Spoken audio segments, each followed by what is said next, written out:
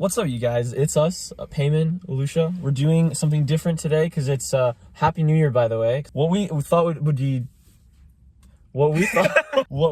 be fun to do is go down our top 5 albums of the year. We're probably gonna have overlapping ones, but I feel like we are. I'm curious to see if you have any that I don't have. These aren't in any particular order. Good, because mine is definitely not gonna be in any kind of order. Okay, I'm glad. Hey, okay. I like this. First off, here I have "Call Me If You Get Lost" by Tyler, the Creator. You said you haven't heard it. I have not actually heard it. I'm not the biggest fan of Tyler, the Creator. That's fair. To be completely honest, his albums are kind of hit or miss. Like, I like Wolf. That I was like okay with Igor. It wasn't like great. I liked Igor. You liked Igor. I kind of liked Igor. I think this one is what I liked about it is it's very, because I think Tyler, the Creator, has very experimental music, so you might not like. I can see it not being something that everybody would be like attracted to. Because not only is it experimental, but he also, it's like journaling. That's what I like about it. So he's really saying stuff that kind of he's like going through. This one you definitely have heard, "The Off Season" by j.cole. Oh.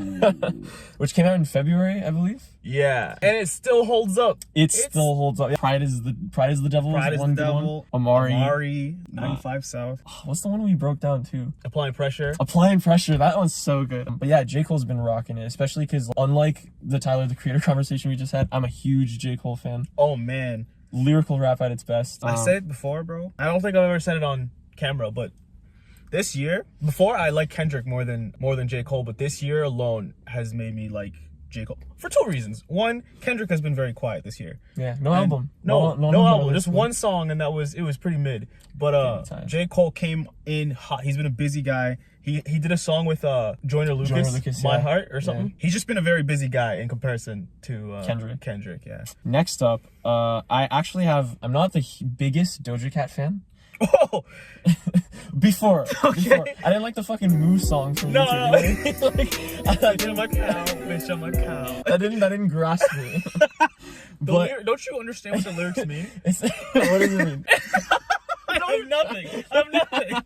I shouldn't even say surprisingly, because she is talented, but Planet Her, really dope album.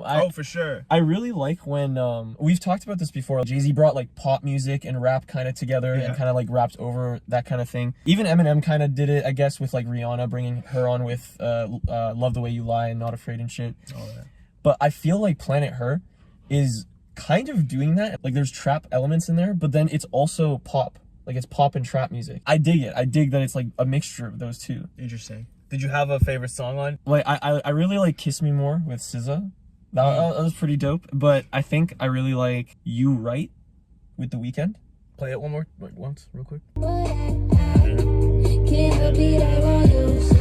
we're gonna stop now because we want to monetize. Yeah, absolutely. Number 4 on my list, in no particular order, this is just the 4th album I'm mentioning, is Montero with Lil Nas X. 2 black people who are also gay put out fire albums this year. Pretty dope. And they're also similar too, because "Call Me By Your Name" is a song on the Lil Nas one, and then "Call Me If You Get Lost" is like the... Yeah, true. But Montero, I burned the fuck out of that. I did too, bro.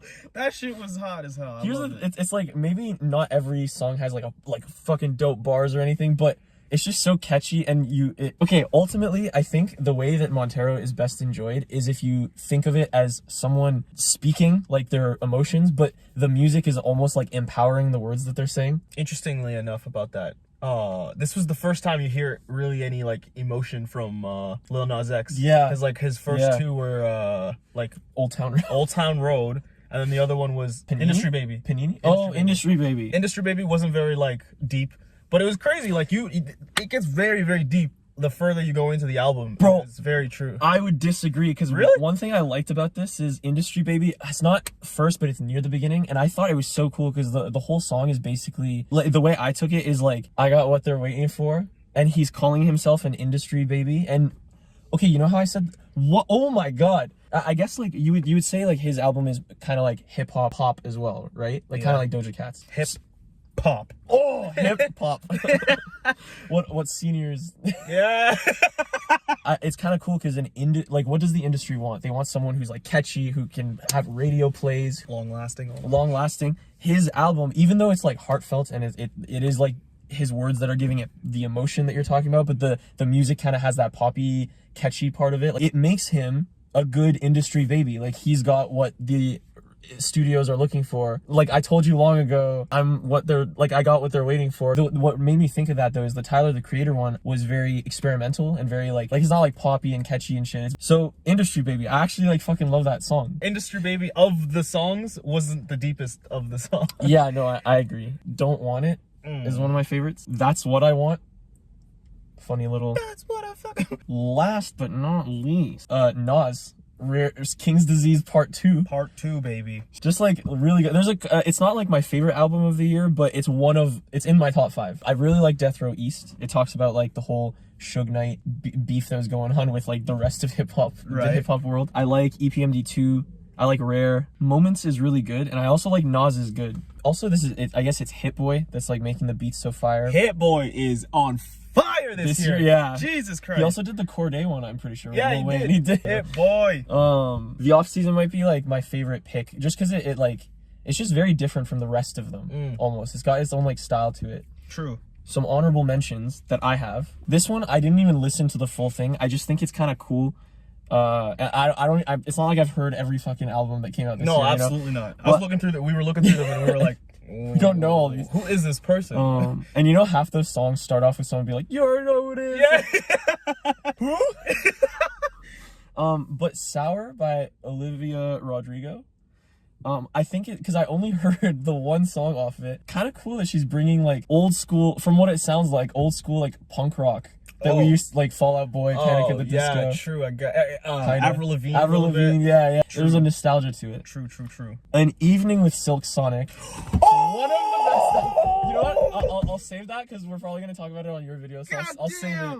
But is that a hip hop album? Is that a hip hop album? It's more like a, I don't know, like soul R&B kind of. I'm trying to roller skate to that album. Yeah, it was like a 70s like Happier Than Ever by Billie Eilish, because she's so young. That's only her second album. I fucking love Phineas as well. Also, the album is so like emotionally driven. It's like you're going through like these emotions with her. You're like, wow, I know what you're feeling right now. Bro, somebody broke her heart, man. Absolutely. Somebody fucked her up. So there are some songs and some lyrics in there that I think if you're listening hard enough, you could be of any walk of life. If you've been like hurt before in your life, you can relate to something that like a line will just hit you in a way. True. When Billie Eilish was first coming onto the scene, I did really like her. Like my favorite song by her by far still is Ocean Eyes.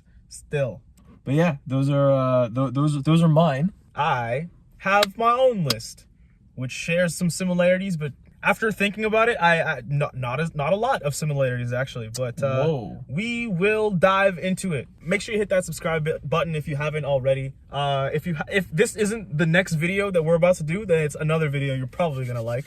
So make sure you like that video too. Watch that, share it, do all that.